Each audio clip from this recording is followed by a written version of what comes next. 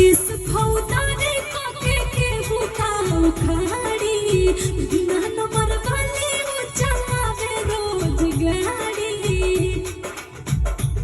के कर भागल बट जान दे कोर्ट में बयान के कर भागल बट जान दे कोर्ट में बयान ऊपर बाटे पहचान रंगबाज राजा के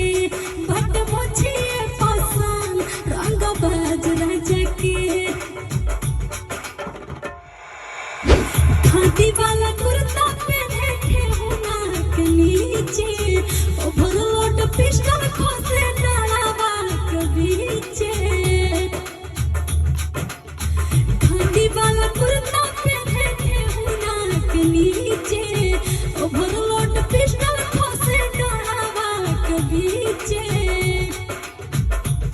कसहु बनल रहो सान दिल मोहि पधेन कसहु बनल रहो सान दिल मोहि पधेन देह गबरू जवान रंगबाज राजा के